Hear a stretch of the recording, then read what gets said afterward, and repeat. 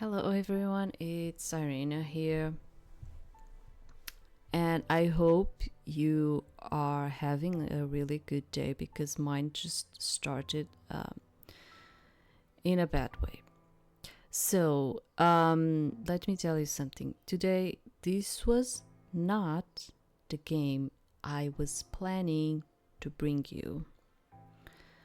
The game I was planning to bring you was another otome game called Replay Boys. And let me just tell you something that it's going to be like this, which is like, if you want to play that game, go yourself, download it, and play it. People are really enjoying it, so just do it. Because I am not going to bring that one. Yeah, no. I was starting to do it when I realized that first I was having a lot of issues to actually put the frame on my recording settings. That was the first issue.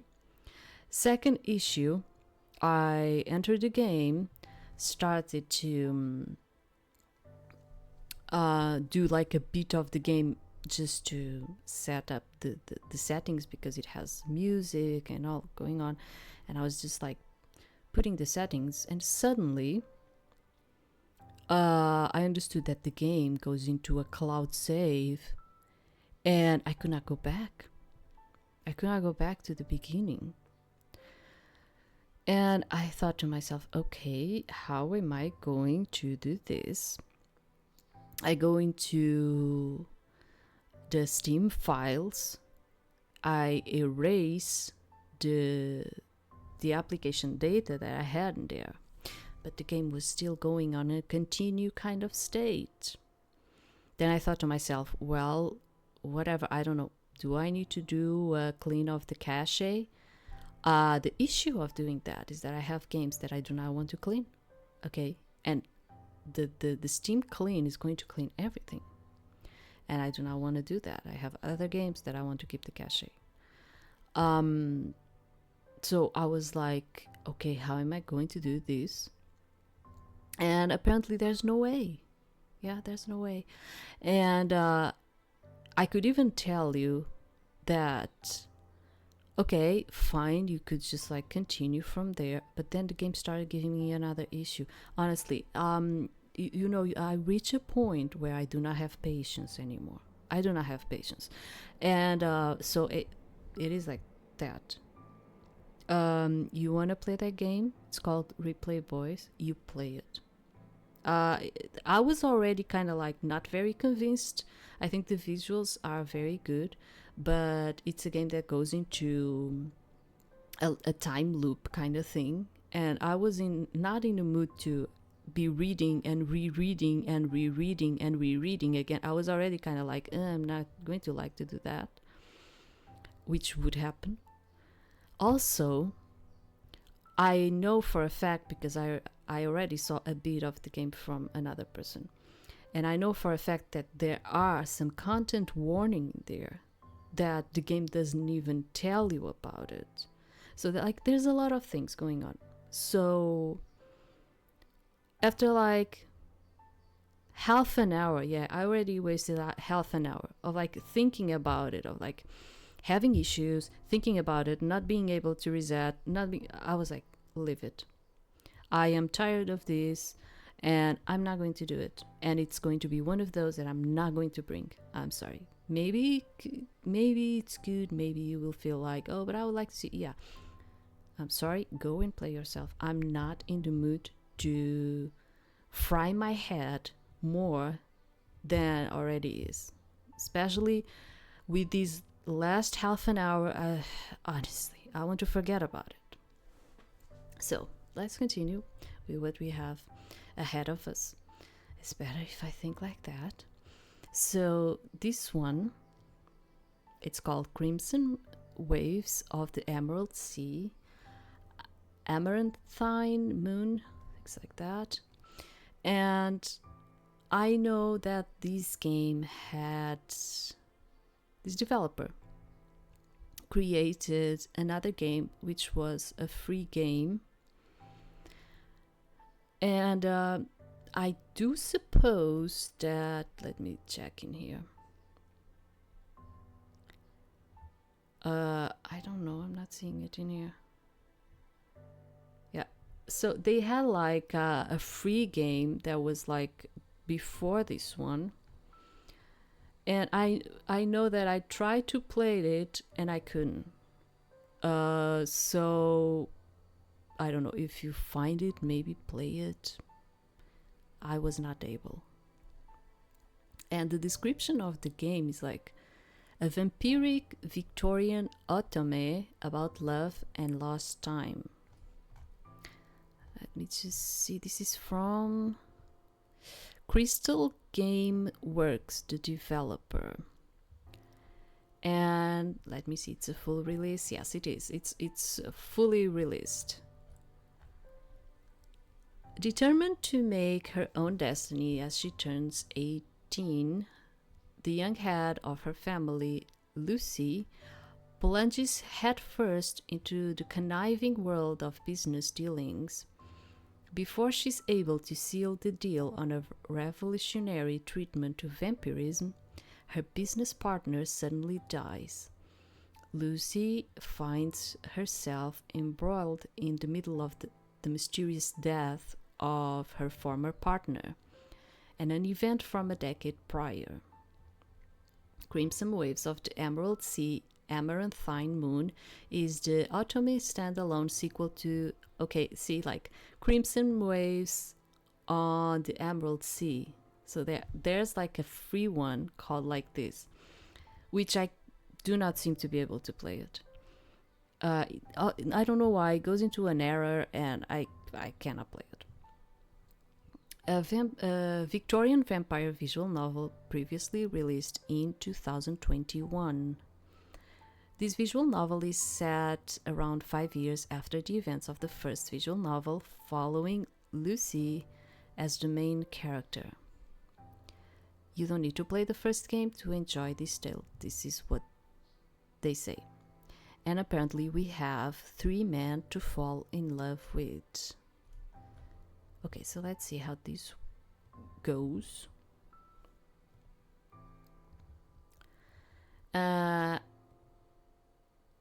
Yeah, this is like, it's probably rampy too. Kind of feels like it.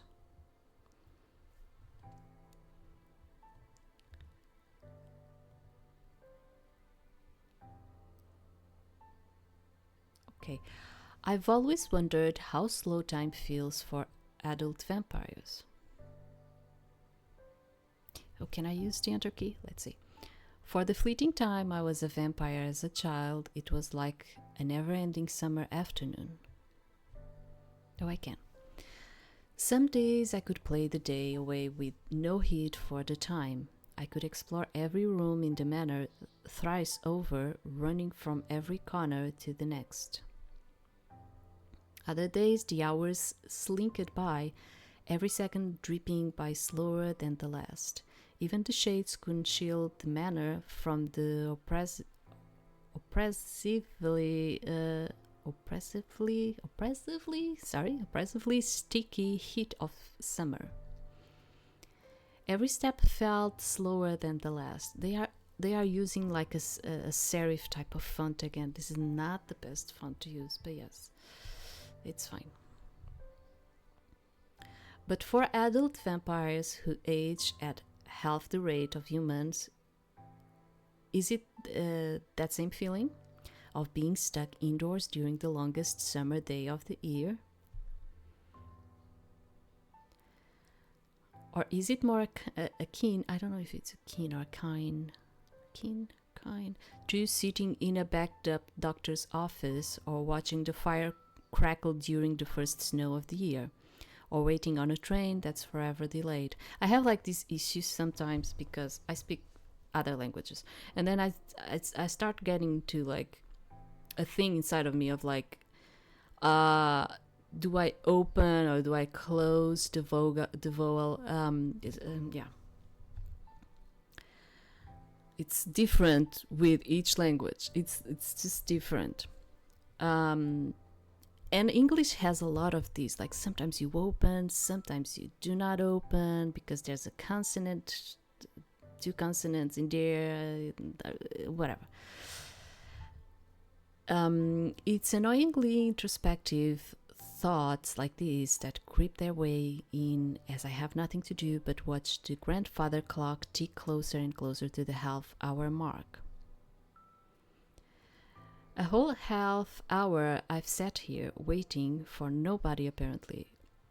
All of the cordial letters and handcrafted jam samples I've been sent were a sham or a prank.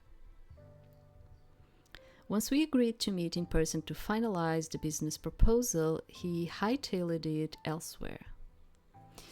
Yeah.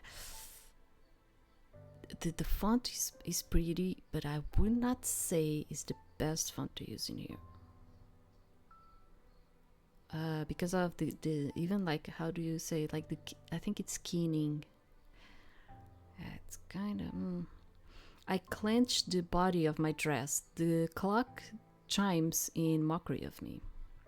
Not even a servant has so much as entered the room or hallway to inform me of his tardiness.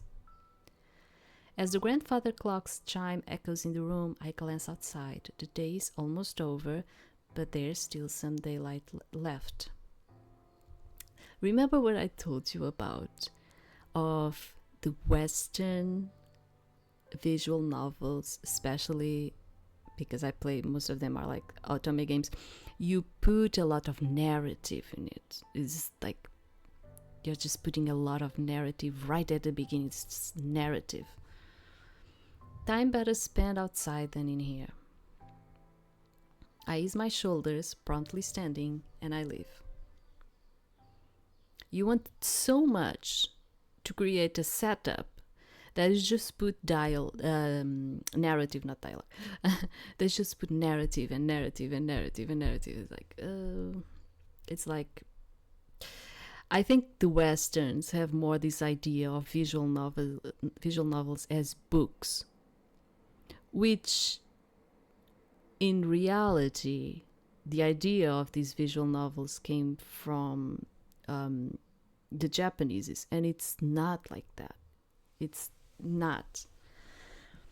The nerve of him to gush about how interested he was in my business proposition, to boast about how perfectly handcrafted his gems were, only to stand me up. If another letter from him arrives, I'm tossing it in the fireplace. I trudge down an alleyway, not wanting to hit the crowds walking down the main street in the broad daylight. At this time of day, the sun feels its brightest and most headache-inducing. The back alleys, however, are always a pleasant source of shade in areas of town devoid of trees, perfect on a hotter day like this. But they are also perfect for hiding people. A darkened figure tags along about a block's length from me. I skip to another alley. He follows. I press against the wall as I pass by a few workers in another alley. Turning at an intersection while I'm obscured behind them, he still follows. I'll have to do something more drastic. I double back to the first alley, making a long square, to get there without running into him. In all of this, we've been reading and reading and reading, you could have created a scene with dialogues. Even getting us confused, it would be fine because we are right at the beginning. You would create something in us which is oh, what happened in here, with a scene of someone stalking, and you are just narrating, and then he was after me and there was a shadow, and it's a way of doing it. It's very Western, very, very, very. I'm not saying that people do not like it. People do like it. It's just that I feel a lot this, we have a way in the Western to do things that it's completely different from the Eastern. The stairwell of the building just out juts, sorry. The stairwell of the building juts out just enough to hide myself with, so I lay in the wait there for my pursuer. No one appears from around the corner. Maybe he gave up already. I lean forward to look down the alleyway, but something tugs on my hair ribbon. Hey, what do you think you're doing? This is Nemo. Okay. Giving chase. Looks more like you are running around and up to no good. You're no fun. What are you doing out of the meeting so early? I went in check on things and nobody was around. I skip past my brother, ignoring his question. Hey, come on, I want dinner. He didn't show up, did he? He must have thought he was too good for my offer. He'll see he can't get far without help. I grit my teeth. I can feel Nemo looking at me with pity. All right, let's go home. I turned back to grab his arm, but instead I'm met with a hand pushing down on my head. Hey. I'm sorry he was a no-show. You'll find a better fit soon. Just don't try to rush these things. It's not like I'm going to kick you out. You don't even own the place, you moocher. I'm not a moocher. What's his mine? That's how marriage goes. What? For someone who avoided commitment like the bookie man, he sure is bragging about it a lot now. Now come on, let's go home. He lends me an arm, leading us out of the alley.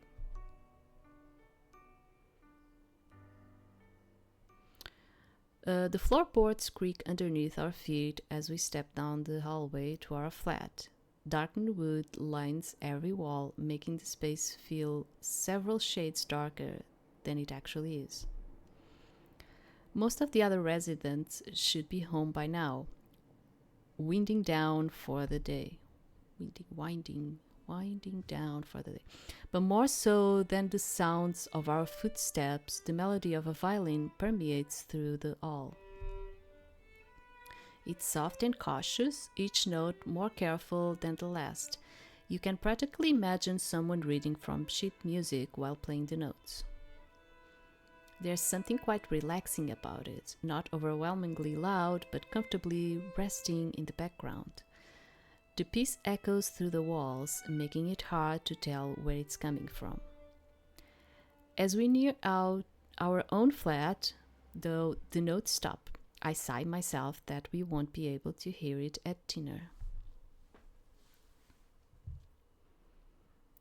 I'm sorry to hear about that. I've heard so many good things about him. He's the jeweler who made my brooch and cravat, after all. Maybe something urgent came up. I'm sure you'll hear from him in the next day or two. How dare he, sending all those buttery letters only to stand you up? You act like it was a marriage proposal. It's a serious crime. That's what it is.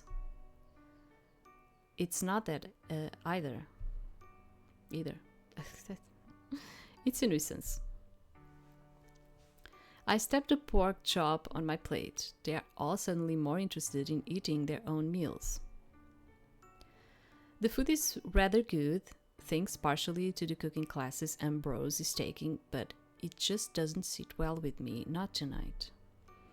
I eat quickly, leaving a little under half of it still on the plate before heading to my room.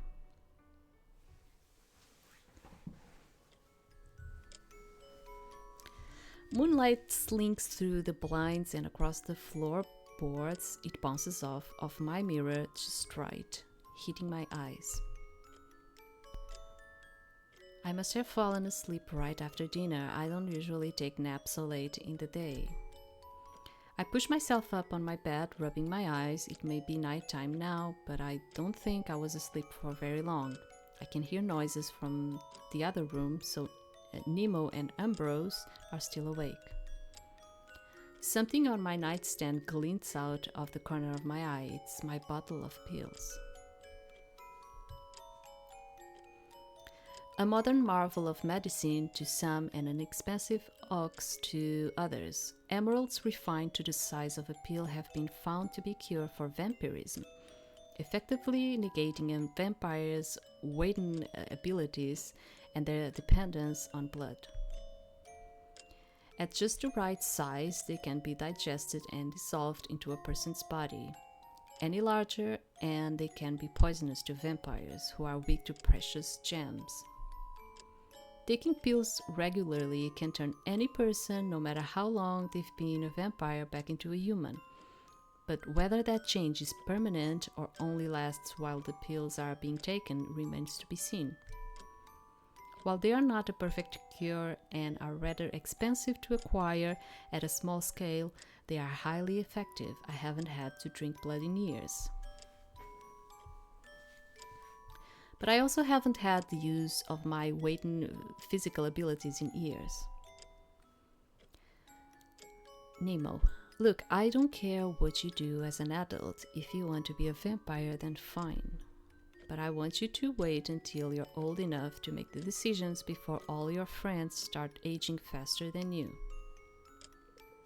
I turned 18 this month. I'm old enough to make my own decisions. I don't need my brother to keep looking out for me. I don't take the pill. Let's have some carnage. Let's become a vampire. I pick up the half-full bottle, shaking it gingerly. The emerald pills are small enough to go inside the ring. I push the bottle into my nightstand's drawer because they are so small. Nemo won't notice a few extra pills, but he's bound to find out eventually. What's so wrong with being a vampire? It's not like I'll age so much slower than everyone else. It will only be at half the rate. Nemo chose to be with Ambrose despite him staying a vampire. He should be fine with me deciding to be a vampire too. I take one last glance at the bottle as I stand. There are many people still skeptical about the treatment, but Mr. Douglas was fascinated by it. Precious gems have long been a dangerous poison for vampires despite their staying power in ornate jewelry. The thought of using them for medicinal purposes rather than for looks or for harm intrigued him. Or so I thought. Him standing me up today was the final nail in that coffin. I shouldn't spend the rest of the early night hours sleeping, or else I'll mess up my sleep schedule. Nemo and Ambrose are in the parlor, as I figure. Nemo has hogged all of the candles and minimal lights, and he looks deep in concentration on fixing the radio. Ambrose is reading the newspaper. Despite the low lighting, he isn't straining his eyes. Vampiric sight has many advantages. Still, I don't want to be their third wheel the rest of the night. I step out onto the balcony. Oh, I didn't see you were out here. No, it's all right. Cecil scrambles to his feet, suddenly eager to get up off the concrete floor. So, how are you doing? How do you think I'm doing? I can't believe that man standing you up like that. We ought to tarnish his name.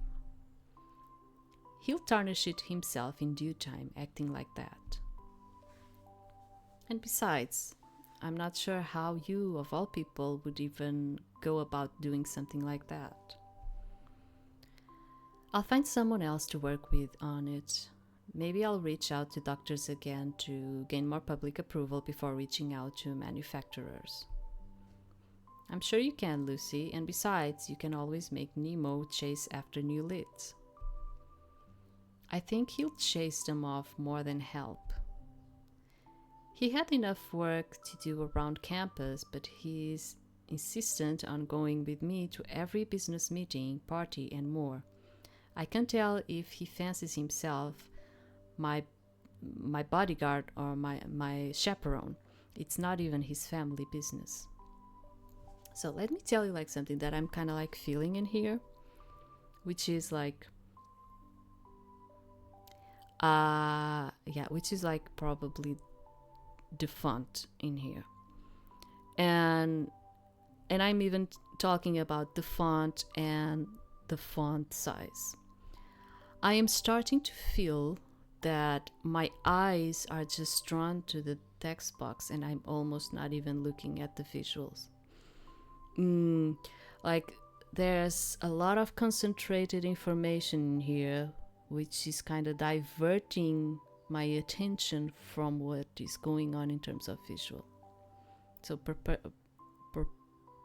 proportion in here, it's like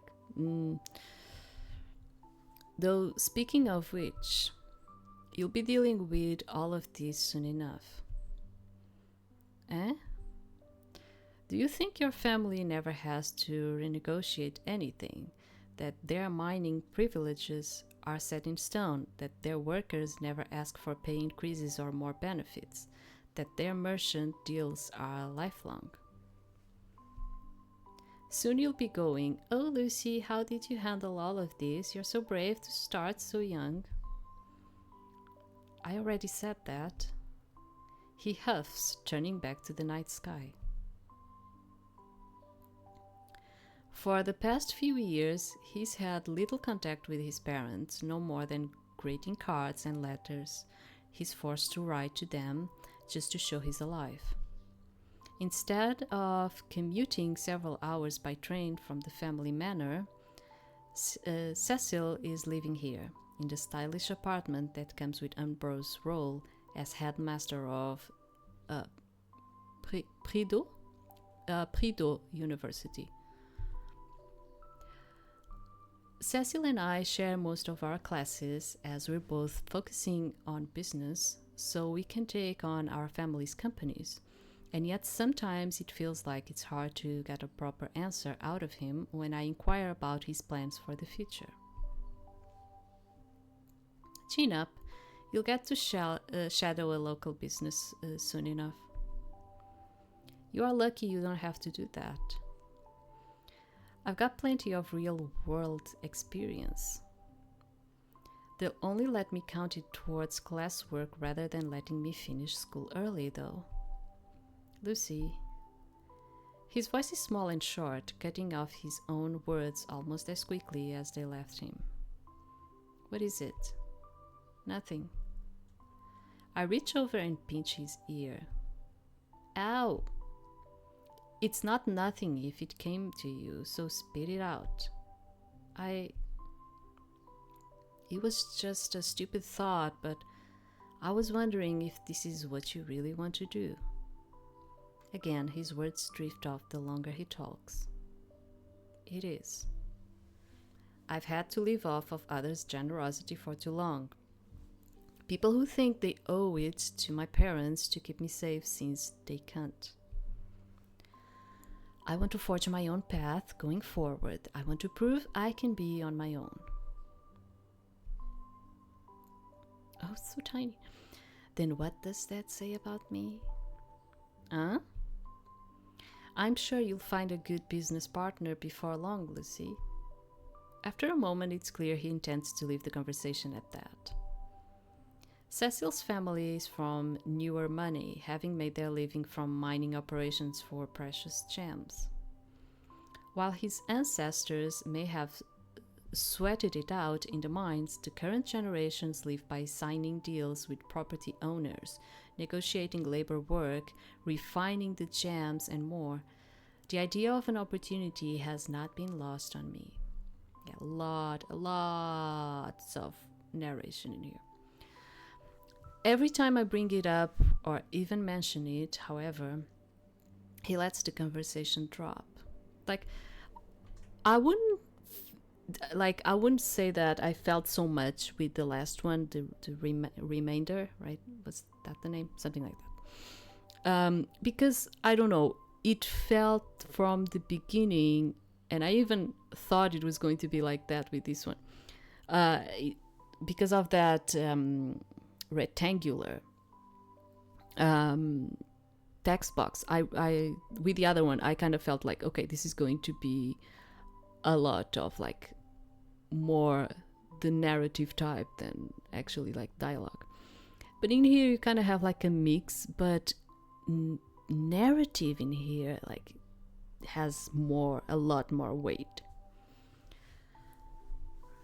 Every time I bring it up or even mention it, however, he lets the conversation drop. At least it's a nice night out here, isn't it? I match his gaze. Far beyond rooftops, stars dot the sky above us. They shine back at us vibrantly, almost twinkling. I don't want to be so dependent on others anymore. I just want to build something myself.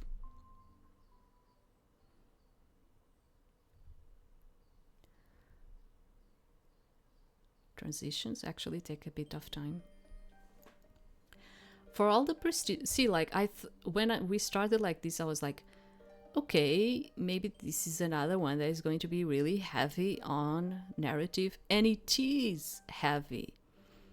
But then it feels like, because you have like the other type, it feels like it could be less heavy on it. For all the prestige and respect they hold, the towering spires of Prideaux University do nothing to keep the sun from my eyes. This is kind of a funny thing. It's just like, when I was in the US, I always had this, because people thought I was French. Yeah, most people thought I was French. I am not French. And I kind of noticed that, I'm sorry if I'm going to say something that you are going to like, not like it. But I always felt like they kind of do not like the French. Yeah, I kind of felt that. And I don't know if it has to do with history, you know, because things happened along the history, you know. But it's kind of funny, like reading these games and reading novels, and the amount of French words that they put in there. It's kind of funny, isn't it?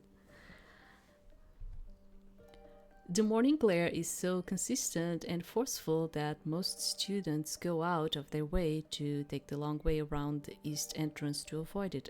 Well, to be honest, I don't even know if this developer it's from there. I do not know. It's just that sometimes I kind of notice that they use a lot of French words when I was in there, and I kept feeling, especially like when I'm reading books, when I was in there, I kept feeling like they were not so welcoming to like French and French language and all. But then they have like these words that they adapt. They would not say Prideaux. They would probably say Prideaux. They would say Prideaux, but the correct way of saying it in French, it would be Prideaux. So it's kind of funny. You would think the sun could be more considerate and less intrusive given the number of vampires working and learning on campus. As for Cecil and myself, we often avoid the problem entirely by winding through the gardens and taking shortcuts that only make sense when you're setting out from the headmaster's apartment. How infuriating. I should be drafting contracts and celebrating now. A rough sigh escapes me. More a sign of exhaustion than anything I'm expecting out of the day ahead. My classes would provide a moment's distraction at the very least. I need to keep my focus sharp and find another prospect quickly. In the future, once Cecil takes over his family's business, we can form a partnership and build a more secure chain of supply. There's no chance of that while his father's in control, unfortunately. Why do I you know we I didn't play. Let's not say we. I didn't play the other games, so I do suppose there's a connection in here, and I have like this subtle sensation that she's married to Cecil. Is that? I don't know. I'm kind of like confused. If I recall correctly, Elm's family owns a series of retail establishments. I've no idea what business they are in exactly, but if he has some connections. Ambrose is also meeting with the university board soon, if I'm not mistaken. There are several prominent businessmen among the board, including at least 2 wholesalers and a renowned doctor. Perhaps I could convince Ambrose to arrange a meeting with at least one of them. Wait, Lucie. So I don't know. Did you understood? Because like from what her brother, I think her brother is Nemo, right? That's what I understood. I don't know. He was like talking about being married and all. Is she being married and all? And I'm like, is it like this guy or something? I don't know. I'm confused. Cecil, what are you doing back there? Well, to start, I saw that stray cat that's been wandering around campus lately, and then by the time I tried to get your attention, you've gotten this far ahead of me. You know that cat won't pay you any mind no matter how many slices of roast chicken you leave out for it. I wasn't trying to bribe it, I just wanted to show you, but you move so fast when you get lost in thought. I've not much choice in the matter thanks to recent events. I'll have it sorted out swiftly enough. You definitely will. You'll have all the merchants in the city begging to partner with you before long. And someday I'll be saying the same to you. This doesn't come as easily for me as it does for you, Lucie. He smiles, but I know him too well to leave it at that. He's been so unsure of himself lately, but Cecil's more than capable of keeping pace with me, even if he doubts it himself. He was up rather late last night, though. It's not often I see him so easily distracted either. I'll have to ask him about it later. Cecil has been my best friend since we were children. Okay, so he's... God, like, maybe I'm getting into conclusions because despite all of the narrative that I'm getting in here, I do not think I'm really getting into this scene. And he always rushed to support me even when it puts him in danger. So they were like childhood friends. Okay. I only hope he isn't wearing himself ragged trying to keep up with me now. I'm saying this because there was like that indication from, I don't know, her brother. That's what I understood, Nemo. And then she was like talking about inheriting, Cecil inheriting the states, and she kind of like being involved with the Jew. Oh, I don't know. The university gardens are always immaculate. Students and professors alike meander through its edges, rushing between classes or taking leisurely strolls. It's also haunted, if you believe the rumors spun from mistaken sightings of marble statues in the dead hours of the night. 5 years prior, a series of attacks by a vampire terrified the campus and kept most from venturing out after dark. I suppose classroom rumors are a sign of a Prideaux recovery from that incident. Instead of a ghost, however, I see a tall, pale face beneath the lilac blossoms.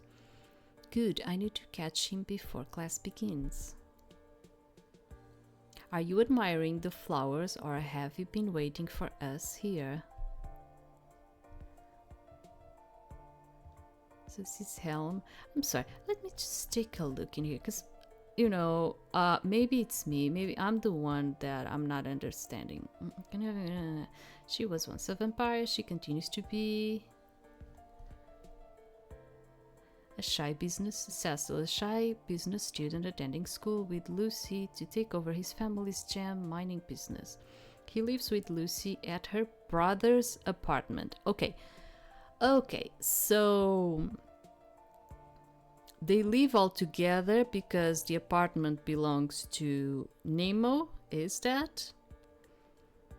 And there's like this Cecil guy and there's like that Ambrose guy. I don't know if I want to read this one. Yeah, I don't know. Because I'm like, can I get a bit more information to see if I understand a little bit more? No, I don't think so. Okay. So then we have like Elm. Oh, Lucie. I've shared the class with Elm for a half a year now, and he saved both Cecil and I countless headaches in that time.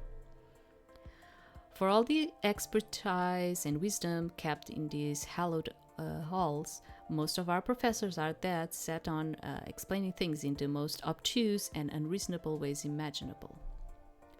Helm has a keen talent for translating all of their theoretical jargon into a language anyone can grasp. His family has several holdings in retail business outlets, though now that I think more on it, I don't know much about what they do or where their money comes from. Helm doesn't like to give particulars about his family. It's easy to forget details like that when we talk. He always listens intently and he's consistently surprising even our professors with his insights. Not that you'll know from the detached air about him. No matter what the situation, Elm can always set someone at ease. Most often, I think, by taking much of their unease onto himself. Do you have a moment before the professor arrives? I'd like to speak with you about... I'm sorry. His voice is so brittle. It's usually hard to read any of his expressions, but right now he's clearly preoccupied. Not today. What? I'm not in a sound state today. Do you feel unwell? You look the part, no doubt. He shakes his head. Lucie, there's something I'll tell you later. Wait, just a minute now. Before I can ask him what's on his mind, he ducks into the classroom and makes his way to a desk. Lucie, what was Elm saying? He seems out of sorts. I'm not sure. It's almost as if he was in shock. You don't think he's caught a summer cold, do you? I almost hope it's as simple as passing sickness, but I've never seen that heaviness in Elm's eyes before. The professor's on her way. Lucie, let's head inside. Yes. Elm trudges ahead and sits down in the back corner of the classroom, far from his usual seat near Cecil and I.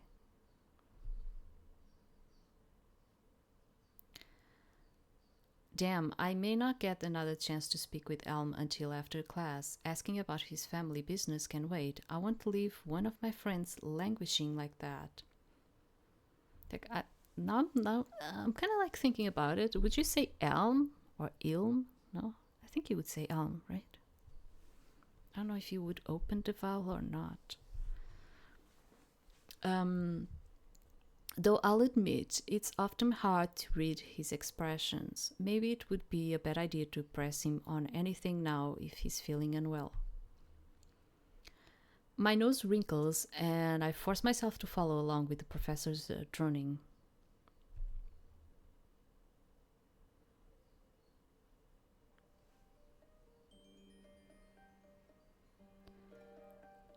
Yeah, sometimes, because I think there's still like a problem of proportion, ratio, whatever you want to call it, in terms of like the text in here and the visuals. So sometimes I look at the visuals because, yeah, there's like this proportion thing. And the backgrounds kind of always have like this type of I don't know, painting that I kind of wanted to tell you which type it reminds me of, but I cannot recall. Whatever. Finding Elm after class proves more troublesome than anticipated. He excused himself partway through the lecture and never returned, and now I have not an inkling of where he might be. I doubt he's avoiding me in particular, but it does seem as though he's avoiding everyone. In which case, why would he have come to class today at all?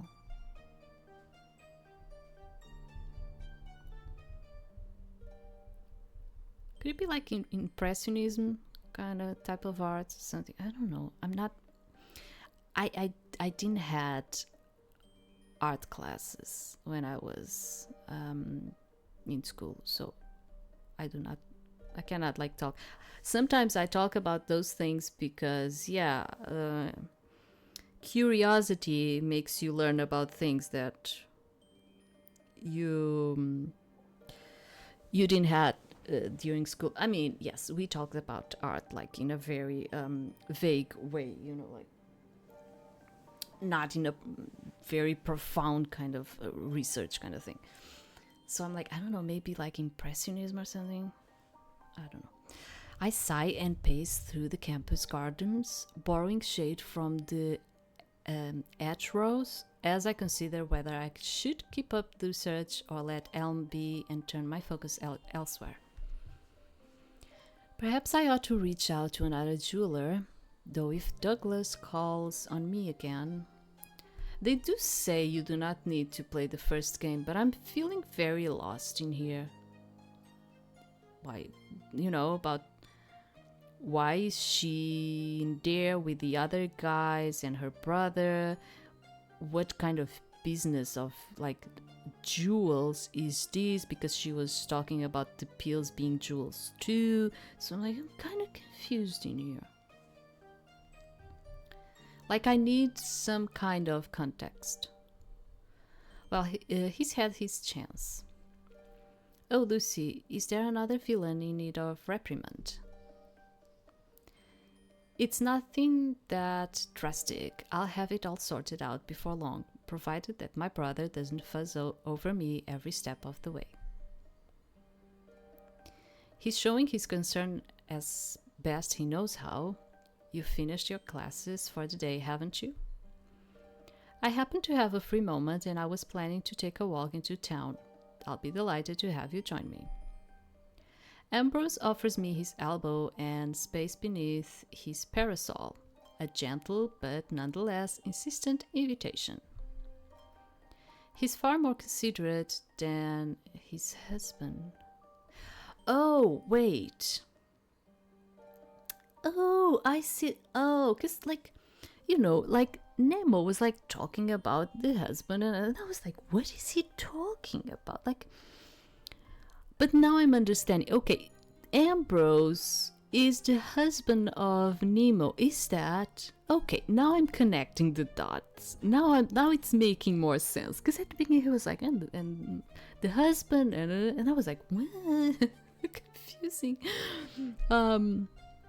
Okay, I'm starting to connect things in here. Okay. He's far more considerate than his husband. Honestly, Nemo could at least ask before showing up to herd me like a wandering goat. I take Ambrose's arm and fall into step alongside the headmaster as he walks beneath the university's grand archway and towards the center of town. I was considering that myself. I won't refuse the company, though I can't stay for long. You won't have to worry on my account. My errand should only take a few minutes at most. that, like, I don't want you to think that I wasn't connecting the dots because, you know, they were gay. That's not, I was just like, what's going on here? Like, I was like, what?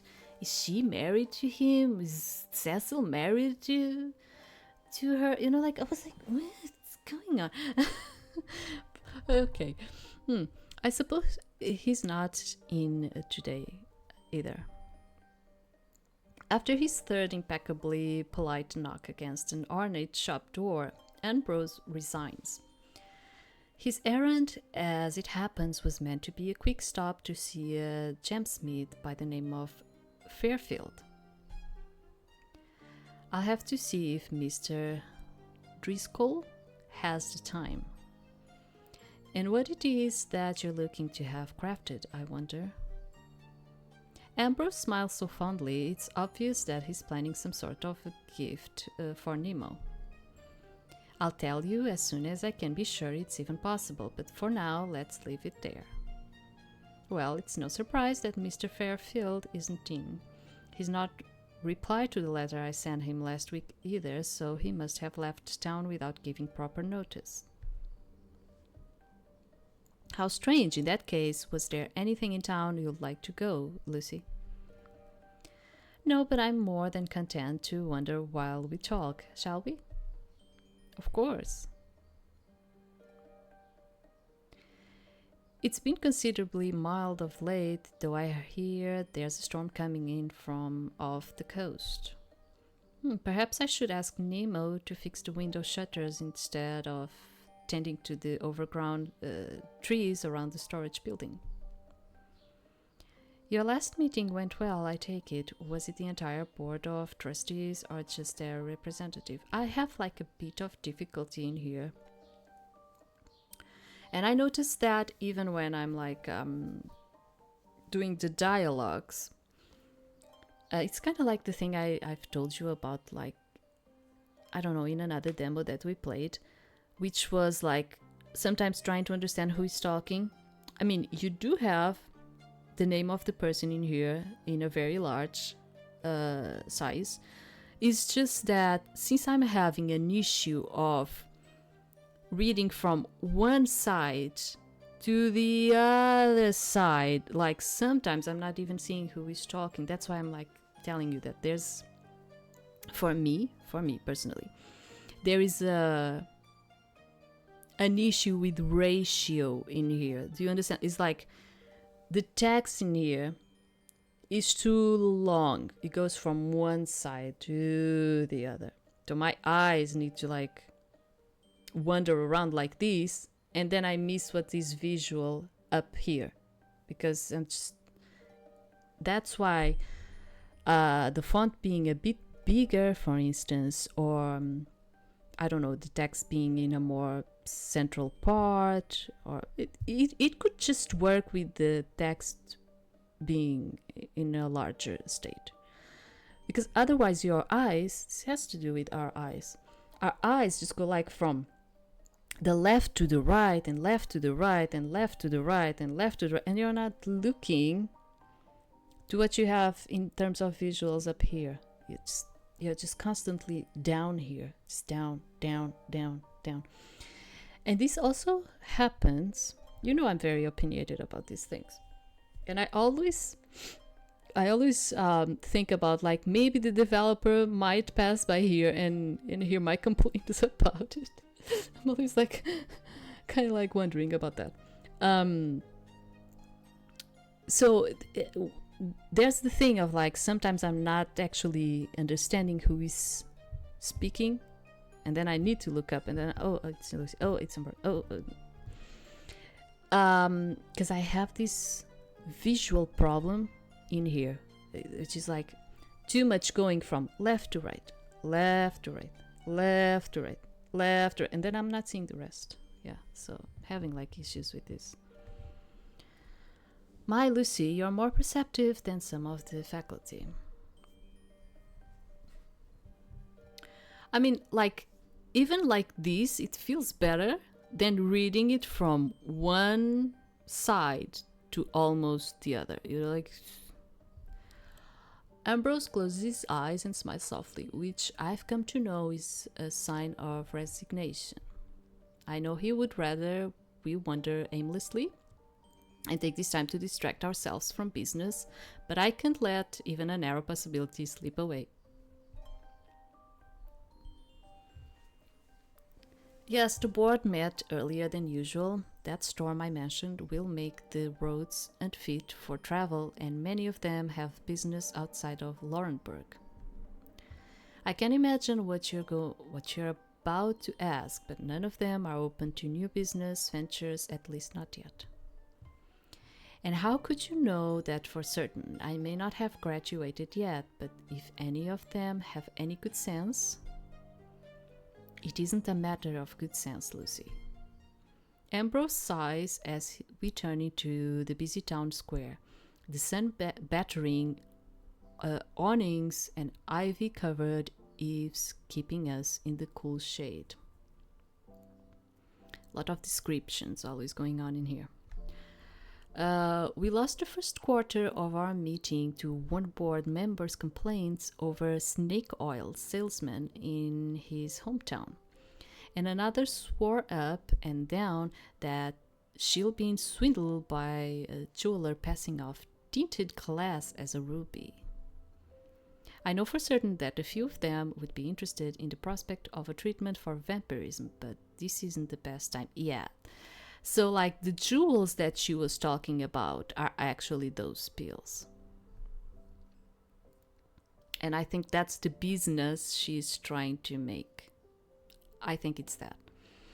That's a sensible conclusion, but do you really think I could convince them? Regardless of whatever huckster they might be ranting about, I'm living proof that there's a cure for vampirism within our grasp. I can already feel my senses sharpening again. I wasn't expecting my vampirism to return so quickly. But at this rate, perhaps it would only take another few days before I could use my blood arts again. That would be more than enough to prove myself a vampire, and then... I have no doubt that you could convince nearly anyone. It's not that I worry you might fail. Lucie, it's that I'm worried you'll push yourself to the point of collapse. You've worked diligently and almost without rest for months now, Lucie. I'm worried that you are driving yourself to exhaustion. I'm hardly close to being being winded, much less exhausted. Success in business often comes down to timing and seizing the opportunity, doesn't it? And I certainly need to find another opportunity soon. Or like sizing, right? Sizing the opportunity. Ambrose pauses in the center of the street and the crowd parts around us, as if we're standing on a small border in the middle of a rushing stream. I promise you that I'll tell you the moment I cross paths with a potential partner or investor, and you've already crafted a remarkable business plan. I think you could easily afford to take things slowly for a time, even if only for a few days. Though the look on your face tells me that you disagree. I don't see how I can rest on my laurels when I don't even have a supplier. I can't very well market a cure for vampirism if I have no way to actually offer it. And it's not as though it's easy to procure gems of the appropriate purity. The cost alone is prohibitive, let alone the time and skill required to process each pill. I have to solve this problem first, otherwise I can't even take the next step. I can feel my grip tighten around Ambrose's arm, but he says nothing. Relaxing again, I take a step forward and he matches my pace. Someday I'm certain that vampires who wish to become human will be able to do so with the same ease as one might treat a recurring headache. And when that day comes, it will be a result of all of your work and effort. Thank you for your advice and your concern. I'm more than comfortable at this pace. However, and once I secure a viable partner, I'll have plenty of time for leisure and relaxation. at least for a few hours, I expect. Speaking of which, have you not heard anything from Douglas yet? So I think Ambrose, remember, I think they said Ambrose is a vampire too. So she's a vampire. Ambrose is a vampire. I don't know if Cecil is. I don't think Cecil is. And maybe our brother is not the vampire. I don't know. He seems worried far more than I expected he would be over hearing about the missed appointment. Unfortunately, I can't afford such sympathies right now. Not a word, but it hardly matters. I won't waste any more ink on unreliable cads like him. That's concerning. I could understand if he didn't contact you yesterday evening, but to ignore you into the afternoon... Perhaps he's taken ill. We aren't far from his offices, if you'd like to stop in. A waste of time, I expect. Thank you, though. I am grateful. In spite of the circumstances, Ambrose could hardly bear any blame for a jeweler's negligence, though I'm sure he feels some responsibility since he's the one who vouched for Douglas as a trustworthy prospect. I'll consider it once I've taken care of other business. I'm sure it's a simple misunderstanding. A bell chimes above to mark the quarter hour. Ambrose waits patiently as the sound fades into the dine of the town square, then gestures back towards the university. It seems I'm out of time, unfortunately. I've got another appointment soon, so I'll be heading back. Are you returning to campus as well? No, I think not. I'll see you tonight at dinner, Ambrose. Of course, it should be a crown of lamp, provided I'm not held up by the faculty. Goodbye for now. Ambrose turns and I let the shadow of his parasol slip away, leaving me in the sun. It's brighter than I expected, nearly as bright as it was in my childhood. The afternoon crowds have filled the town square with laborers and trade folk. I still don't know if it's winding. I think it's winding. Wait, maybe it's winding. Winding through the bakeries and market stands on their lunch break. It's not that I do not understand the word. It's more like sometimes I kind of forget the pronunciation. Imagine. For a second, I remember. Imagine, for a second, I remember. And then after a while, I'm like, oh, is it like that? Because... yeah, there's a lot of things going on my mind, processing, the words. Carriage wheels and newly shod horses leave a dull staccato in the air as they pass one another in the street. Shop bells ring one after another. A large fountain babbles conversationally to the people gathering around it. And in the distance, a small crowd applauds. Yeah. The English in here is also kind of maybe a bit hard for people that are not very used to English either. I consider that Douglas' office is on the far end of the square, but the sound of a violin catches my ear. Is that what warranted the applause I heard?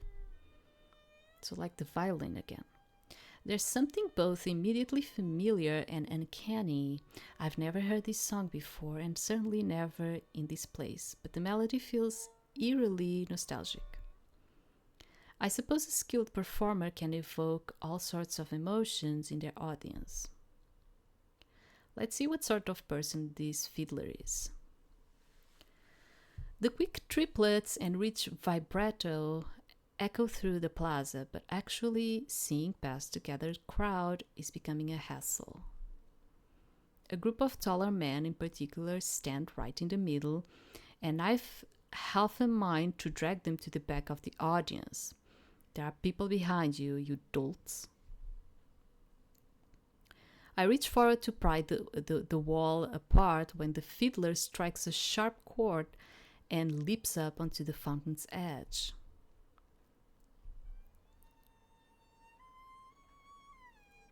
They raise their violin up, and their fingers dance across its neck.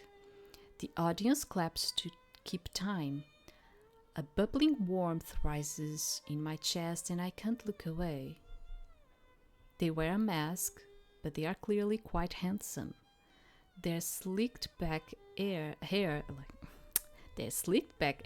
shines in the afternoon sun, and their hands cradle their instrument with a fierce delicacy. And the sound, I don't know where they were trained, but they are bursting with energy as if they can't help but draw their bow across the strings. It's enchanting. Like English has like a lot of these things, and that's why I keep saying like that English is kind of hard. Like imagine, I'm looking at a word that it's kind of like that. Bow, bow. Do you understand what I'm trying to say in here? It's like you write in the same way, and I need to be the person that I come in here and I say like, oh wait, it's not one, it's the other. Do you understand what I'm trying to say? Like, that's why I keep saying that. Although English is like the globalized language right now, it's not actually like the most easy type of language for people to learn. And although like in here, because we start having English from I don't know, the first year, you know, of education. So it's kind of like it's you kind of like understanding it very, very earlier. But for places where they start like English when they are just at the university or something, it's very hard, you know, because English has a lot of these little tiny things, and that's why sometimes I mispronounce the words too. English has a lot of these little things. I mean, I know they were talking about a bow in here and not a bow, but a person that is not so knowledgeable about English, they are going to be like, is a bow, is a bow, is a like, this is why sometimes I'm like telling you like these little things of like, even I sometimes get like, oh, is it in one way? Is it the other way? Wait, let me think a bit, because I'm reading it very raw. Like it's the first time I'm reading it, and I'm reading it and processing it because my native language is not English, so it's like that. Let's continue. It's enchanting. I've attended a fair number of performances in my life, from full chamber orchestras to unaccompanied singers in a roadside tavern. It's been years since I've heard a performance so desperate and impassioned as this. It's almost as if they are gasping for breath, and that violin is the only air they can breathe. Finally, the middle-aged man bearing my path steps aside, and I move a bit closer to the front for a better look at this masked fiddler. This serif font is pretty, but it's actually not the best thing to put in here. It makes it even harder for me to be reading. A moment passes where they look my direction. Despite the mask, I can tell our eyes meet. Their bow hangs for a half beat too long, and they hop back down to finish the song. Before I can find them again, a round of applause rings out, and the people around me plead for an encore. The clasps of an instrument case click shut. Are they leaving already? I need to get their name. At the very least, a musician with that level of passion and talent could do better than busking in the square. And I wouldn't mind hearing them play privately for me either. By the way, I never know when it's either, whatever. I think either, I do not even know if either exists or if it's just me messing up with neither. I don't know. I need to search about that. Wait. There's no path forward. Eventually the crowd breaks and people start dispersing in a dozen directions. By the time I reach the fountain's edge, the masked fiddler is gone. I sigh to catch my breath. That's likely for the best. I almost let myself get carried off track. Handsome musicians are a hazard in many ways. I wonder what the business prospects are like for the agents and representatives of popular performers. Oh, this is Nemo? Aren't you already taking on enough work as it is? I'm more capable than I was when I was a child, Nemo. More capable of running yourself ragged, maybe. I glower at him. And what have you come into town to fetch? Nemo lifts up a bundle of meat wrapped in butcher's paper. A crown, apparently. Come on, I'll walk you back unless you still got business here. No. I sigh and let my shoulders sink. Let's go then, I'm getting hungry. You know this is for dinner, right? Don't worry, I'm not going to eat your husband's crown. Nemo holds his arm out and I take it as we move through the din of afternoon traffic. In a short while, we'll be back at the apartment and I'll need to start drafting more inquiries and preparing samples. I'll consider what Ambrose said earlier. If I can secure a reliable supply of gems, then I can prove the treatment's effectiveness more easily. I mean, in a certain way, I think it wasn't not bad for us to actually choose to stay as a vampire.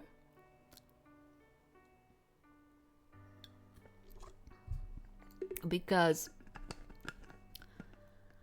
I mean, if she wants to like prove it to the others, you know, maybe it's better if she stays as a vampire and then take the pills to kind of like prove it. Oh, now I took the pills and you get like this type of effect. I don't know, I'm just saying. The evening will pass eventfully, and by week's end, I'll forget all about Douglas' audacity and insult. But that calm and remarkable future doesn't come to pass. As we win, I still don't know if it's wind, because it seems like wind, but the idea in here, it's not the wind. So I'm like, is wind? I don't know. As we wind through the square and emerge from an alley, this is like the constant issues that I have with English. Is like, I know that there's a lot of people that stop following me because I do not pronounce things in the correct way, and I'm really sorry, people. I'm sorry. But sometimes it's hard for me. It's hard. Like, I understand what is implied in there. Like, there's vocabulary that I do not know. But most of the time I do know what is implied in there, but I don't know how to pronounce it in the correct way. So I'm just that's why I end up like going with the flow, you know, because I have no one in here to actually tell me how to say it in the correct way. So I'm like, let's go with the flow. As we, I don't know, wind through the square, because it doesn't seem like wind. As we wind through the square and emerge from an alley, I catch a glimpse of the building where Douglas keeps his office. 5 police officers are gathered around the open doorway in a huddle while other officers filter in and out of the narrow hallway. Stray phrases catch my ear. One officer says, "He's been here a few hours." Another says something like, "Already going cold." "Found him earlier today, possibly since..." Damn, a carriage rumbles past and drowns out the rest of the phrase. A chill sweeps over me and my feet pulls me towards the ominous chatter. No reassurance or comfort are waiting for me in that office, nor in overhearing the officers outside. Even so, I walk closer. A rush of foot traffic floods into the street as passengers head for the train platform. In the chaos, it's easy to slip away and duck behind an oncoming carriage before Nemo can even notice I've gone. The clock chimes at the top of the hour a moment before I reach the doorway. Outside, the police are still chattering about how hard it will be to cordon off the area and turn away gawkers. They don't seem too concerned with all the people passing in and out of the main building, though. It's almost embarrassing that I can slip in so casually without drawing a second glance. Douglas' office occupies the ground level of a fairly new yet imposing building close to the center of Laurenburg. See if the neighbors have heard anything first and then finish documenting the scene. Call for a chemist while you're at it. That teacup smells like shoe varnish. Yes, sir. There are like police officers in there? Okay. And you there, check the locks on all of the windows for tampering. This one's looking a lot like the Fairfield case. I hear an officer's voice coming from an open doorway to my left. He continues, but I can't follow his words anymore. My eyes fall to a prone, rigid form draped across a sofa near the back of the room. One of the officers steps aside, and the face of a corpse stares back at me with gaunt and glassy eyes. The officer's chatter confirms my fear. The man I was supposed to meet yesterday evening is laying dead in his office with blood caked around his lips and staining his tie. Okay, so now she knows the reasons. Someone there. Clear out. This is a crime scene. No gonkers. My legs move before I can think clearly. Douglas is dead? How? When? The nearest doorknob is already in my hand. Good, it's unlocked. My shin slams into a low table and I tumble backward into an armchair. The sunlight stings my eyes as if I hadn't suffered insult enough, and then my vision adjusts. I've often felt the unnerving sensation of reliving memories in a dream. It's never happened to me in the waking world, though. A grandfather clock's chime echoes through the room. There's always like one of those old clock type of clocks, whatever. I have to say it in another way. I glance outside and the sun is still high above the rooftops. I clench the hem of my dress. I'm back in the same seat I occupied less than a day ago, waiting to finalize a business deal with a man now laying dead less than a dozen feet away. My mind swirls and my memories fray. Was Douglas already dead by the time I arrived last night? Did he die while I waited here, never realizing? On the way in, I saw 5 coppers, and inside 3, maybe 4 others. My breath catches in my throat. Natural death, that's... Sorry. Natural deaths, no matter how tragic, don't draw this level of scrutiny. Murder, I like to be overreaching and leaping to unreasonable conclusions, but I can still recall the odd figure I chased through the alleyways last night. Yeah, I remember she was like chasing someone. Did they see me? Did they know I was here? Was Douglas being killed as I sat in this chair? One of them mentioned Fairfield earlier. Is that the same Mr. Fairfield that Ambrose tried to call on earlier today? Stray syllables leak out of the neighboring room, but I can't hear anything complete. If I press my ear to the wall, though... Who's there? I turn my face away from the wall and grip the arms of the chair so firmly that my nails nearly rip the upholstery.